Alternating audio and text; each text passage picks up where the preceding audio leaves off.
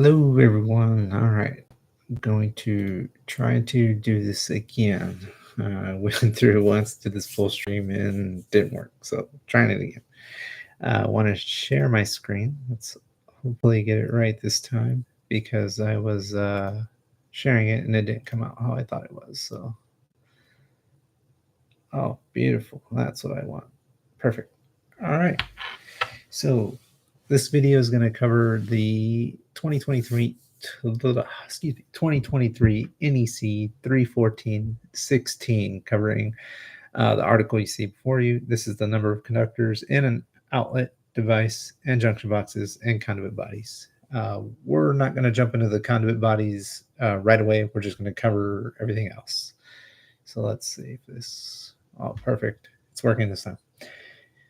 So I like to do a deep dive on code review and cover everything article by article. That way we have a solid foundation on what should be counted, what's not to be counted, and go from there. So part B starts off the box fill calculations with the article or the volume in 314.16 B1 through B6 as applicable shall be added together.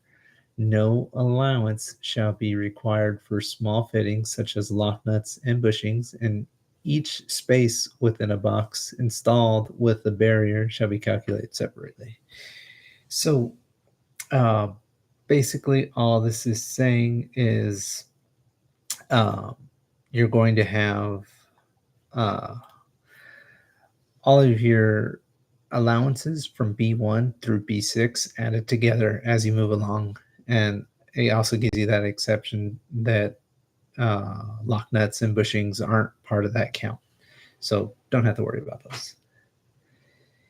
B1 is your conductor fill. So each conductor that originates outside of the box and terminates or is spliced within the box shall be counted once. And each conductor that passes through the box without splice or termination shall be counted once.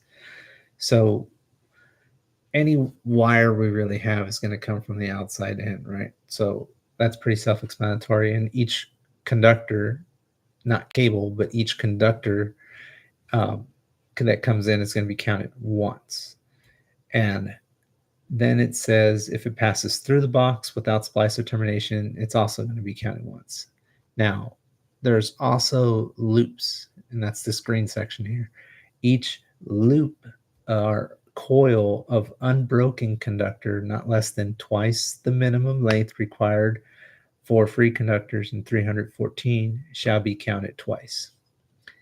This green section can throw a lot of people off. It's a little confusing on the front when you look at it. So it says each loop of unbroken conductor not less than twice the minimum free conductor. The minimum free conductor in 314 is 6 inches. Not less than twice means 6 inches times 2, so 12, and you can't be less than 12 inches basically. So if you have wires come into a box, do a loop, as long as those conductors are 12 inches or more, they're going to be counted twice. If it's less than 12 inches, that's a conductor that passes through without splice or termination, right? So you're going to count that once. So once if less than 12 inches, twice if more than 12 inches. The conductor fill shall be calculated using the table 314.16b1, and a conductor, no part of which leaves the box, shall be counted. So we'll take a look at the table 314.16b1. That's basically your volume allowance per conductor. Again, that we'll hit that at the end of the video before we close out, so we have put eyes on that table and know what that looks like.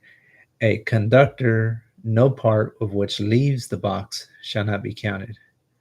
You might be asking, well, what is a conductor that doesn't leave a box? Like what's the point in that? Well, these are your pigtails. So if you have 2 wires or 3 wires come in and they're all connected together and they have a little pigtail off of it, that's a conductor that originates inside the box and it doesn't leave the box. So those pigtails are not counted in your conductor fill. There is an exception here, and it's kind of lengthy, so we'll cover it in detail. Exception: an equipment grounded conductor or conductors or not over 4 fixture wires smaller than 14 American wire gauge or both shall be permitted to be omitted from the calculations where they enter a box from a domed luminaire or similar canopy and terminate within that box. The best example I can think of for this is like a ceiling fan. A ceiling fan is going to have up to 4 fixture wires, right? Your fan switch leg, your light switch leg, your neutral, and then your equipment grounding conductor. That's 4 wires. So it's not over 4. And it's going to terminate within the canopy of the fan. So that is going to be exempt from your conductor fill calculation here. B2, clamp fill, where one or more internal clamps, whether factory or field supplied, are present in a box, a single volume allowance in accordance with the table shall be made based on the largest conductor present in the box. No allowances shall be required for a cable connector with its clamping mechanism on the outside of the box. So internal clamps, typically you find these with non-metallic boxes, Romex boxes, our boxes designed for Romex. They have those internal clamps that hold the Romex in place. Those actually require a box allowance, and it's a single volume allowance based on the largest conductor. So if you have a box with 2 clamps, you're only going to do 1 volume allowance. It doesn't say for each, it just says 1 or more, and a single volume allowance is allowed. And again, if you have mixed conductors, 12s and 14s, you're going to base the single volume allowance based on the largest conductor. If you have a cable connector on the outside of the box, that's like the 2 screw connectors that go on the outside that are tightened with the lock nut. Those don't require any volume allowances made for those. So just good to go. All right. Support fitting fill. So where one or more luminaire stud or hickey are present in the box, a single volume allowance in accordance with 314.16b1 shall be made for each type of fitting based on the largest conductor present in the box. Again, it kind of hits on that are present in the box, the same as this one, are present in the box. So an example I brought up for this before was if you have like a 4 square box and you have internal clamps, but you're running the home runs to that box. If you remove those internal clamps, because it's whether factory or field supplied, if you remove those internal clamps and they're no longer present, you don't have to do a single volume allowance for the clamps because they're no longer in there. Same thing applies to your support fitting fill, where you have luminary studs or luminary hickeys. It says a single volume allowance shall be made for each type of fitting. So if you have a stud and a hickey, you're going to do 1 volume allowance for the stud, 1 volume allowance for the hickey. This is for very old material and very old installation style. This is an example of it. This illustration was it's actually from the mid 70s. I think it's from 1974. So this is for kind of grandfathered installations. But you had a stud in your box that was a little threaded, little type of nipple thing. Then you had a coupling with a little extension on it. And here is where your hickey is at. So in this example, we have a stud and a hickey. So it'd be 1 volume allowance for the stud, 1 volume allowance for the hickey. Normally, your lamp cord for your fixture here would run up through the inside of the nipple and then come out through the hickey for you to make your terminations. But again, this is kind of like a old illustration I found. Best one I could find. It represents what a stud is and what a hickey is, since it's kind of an old rule we just really don't use anymore. B4 is device or equipment fill, and it says for each yoke or strap containing one or more devices or equipment, a double volume allowance in accordance with the table shall be made for each yoke or strap based on the largest conductor connected to a device or equipment supported by that yoke or that strap. So uh, I'm going back to that mixed conductor size. If I have 14 gauge wire and 12 gauge wire going into a box, and I have 14 gauge wires on the switch and 12 gauge wires to a receptacle, the double volume allowance for the switch is based on the 14 gauge wire, and the double volume allowance for the receptacle are based on the number 12 wire. It's what is connected to that device. You're not going to base it on just in general like the largest size conductor in the box. It's going to be based on the largest conductor connected to that yoke or strap. So before I get to the second part that's in green here, what is a yoke? Well, this is a yoke or a strap for a receptacle. You can see those are grounding terminals there, and they're connected to the yoke. And this is the same thing for switches, although this is kind of like a clear image of what you can tell. Oh, okay, that's where the mounting screws go into the box and the little rabbit ears up there, Mickey Mouse ears, whatever you want to call them. So that's a yoke. Now, the second part, a device or utilization equipment wider than 50 mil or 2 inches device box, as described in the table, shall have a double volume allowance provided for each gang required for mounting. So this would be like a range or oven receptacle. Those require 2 gangs to be mounted. And if you have 2 gangs, you need a double volume allowance for each gang, which means you need 4 volume allowances for that particular receptacle. B5 is your equipment grounding conductors and the fill count or the volume allowances for that. So up to 4 equipment grounding conductors enter a box. A single volume allowance in accordance with B1 shall be made based on the largest EGC entering the box. So again, if we have 2 wires, one 14, one number 12, the single volume allowance for the equipment grounding conductor is going to be based on the number 12. We're going to basically ignore the 14 gauge. And this is up to 4 EGCs. So you can have quite a few, and it would only, if you have the first 4 are only going to count as 1. So the second part of this is a quarter volume allowance shall be made for each additional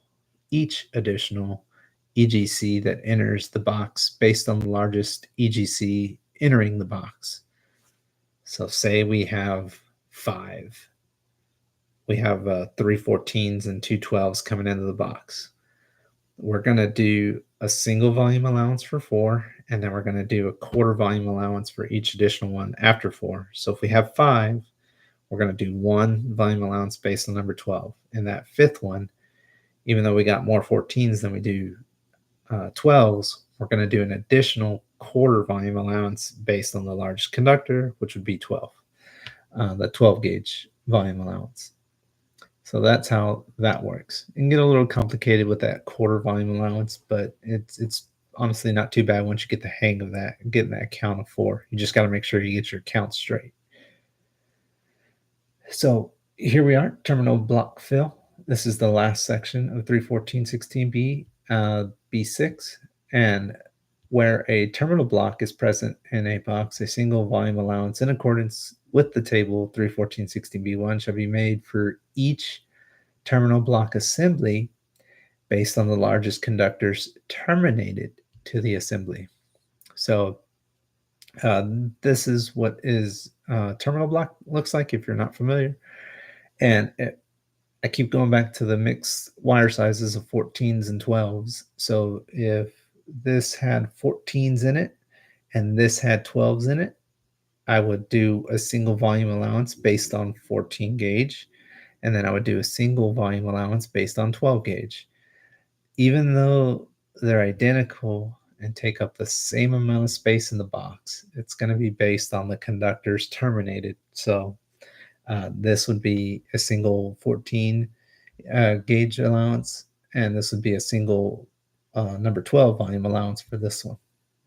Again, if it's 12s and 14s, just based on the wire size. It's kind of an odd one, but that's how terminal blocks would work. And we don't really have a whole lot of terminal blocks unless they're like part of an assembly. And typically it's going to be in the canopy, which is excluded. So don't have to count it anyways again. So that's how that one works. This finally is the table. This is 31416A, and as you can tell in the title, it covers metal boxes only. This doesn't cover any other type of boxes. Now, to read this, when we look at it, we see 4 by 1.25 inches and then round and octagonal. So this means this is a 4-inch round box or a 4-inch octagonal box by 1.25 inches deep. Same thing, 4-inch round by 1.5 inches deep, 4-inch round by 2 1/8 deep, or octagonal. Now this kind of throws some people off too. This is 4 by 1.5 inches. Well, this isn't like a switch box. This is actually 4 by 4 by 1.5 inches deep, and it's square. So it's kind of implied that additional times 4, right? So 4 by 4 by 1.5 inches. That's your square. Same thing goes for your 4 11/16. 4 11/16 by 4 11/16 by 1.25 inches, 1.5 inches, 2 1/8. Those are square. Your device boxes give you all 3 dimensions, right? Your 3-inch high, 2-inch wide, 1.5 inches deep. And then it gives you your volume allowances here. You have all your metric dimensions here, which we don't really use in the US, so we're going to be using the inches. And you have your round, your square, your device, and then your masonry box, and then your box covers. So these actually have volume allowances. Even your really thin plaster rings that just come out that 3/8 of an inch, that little bump, it'll have a volume allowance on it, and it'll be stamped somewhere on the actual cover. So if you ever pay attention and look at those, you'll see like a 3.2 or 3.1 volume allowance, or could be more, could be less, depending on the depth of it, right? Again, cubic centimeters we don't really use, so we're going to be focusing on cubic inches here. Now, the maximum number of conductors, this is telling you the maximum number of conductors you can fit in that box. But whenever you see an asterisk up there, you really want to be cautious and pay attention to what that asterisk means. And so if we look at the note down here, it says where no volume allowances are required by 31416B2 through B6. So you're literally basing this maximum number of conductors based on only B1. If we need to go back for reference, B1 is your conductor counts, right? Your loops, your pass-throughs, and then each splice or termination in that box. That's all you're using. If you're using this chart here, you're going to be basing it off the number of conductors in there. B2, which is you're going to be your clamp, your support, your device, your EGCs, and your terminal blocks. None of those are included in this count, and you're going to have to basically do the math so you can get your volume allowance and figure out what your minimum is needed. The last part of this is 31416B1, which is the volume allowance required per conductor. So you got your cubic inches and your cubic inches, or cubic centimeters and cubic inches. So let's kind of do an example real quick. If I have 14 gauge conductors, say it's a 14-2 MC cable, I'm going to have 3 wires in there, right? I'm going to have my hot, my neutral, my ground. I'm going to have black, white, and my green.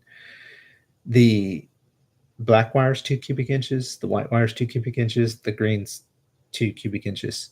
And so I need 6 cubic inches of volume just to put the box or the wires in the box. Now, if I have a switch or a plug tied to that, we can go to the device rule, which is going to say for each yoke or strap, a double volume allowance shall be made based on the largest conductors connected to that yoke or strap. Again, this is your yoke, right? So if I'm sticking with 14s, I'm up to 6 cubic inches. And if I add a receptacle on that, I'm going to need to do a double volume allowance based on the largest wire, which is also number 2. So that brings it up to 4. So 4 cubic inches plus 6 cubic inches is 10 cubic inches minimum. If I go back to 314.16a and I look for a box with 10 cubic inches of volume, I can see that a 3 by 2 by 2 inch device box is exactly 10 cubic inches. And so that's the minimum size I would need to do 14.2MC connected to a receptacle. Now, what happens if that device box has an internal clamp? That's going to be your clamp fill, right? So where one or more internal clamps are present, you're going to do a single volume allowance based on the largest conductor present in the box. So this is based on the largest conductor in the box.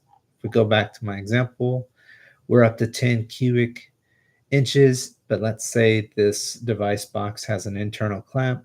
That means I have to add another 2 cubic inches to that volume allowance, which would bring it up to 12 total.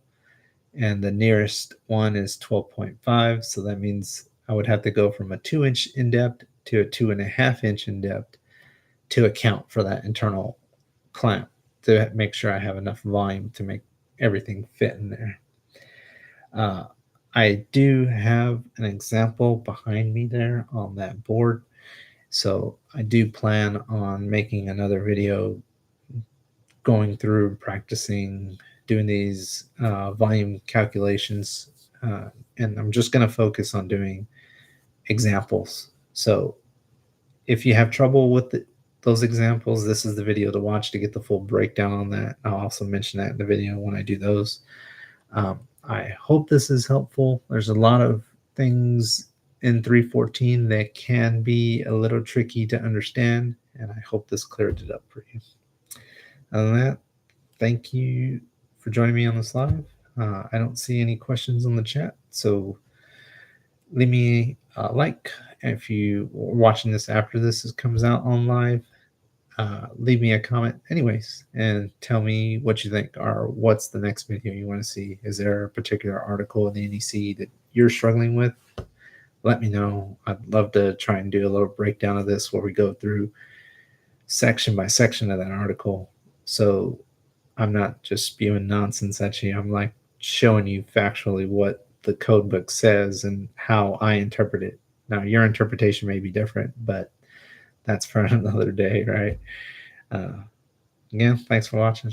See you next time.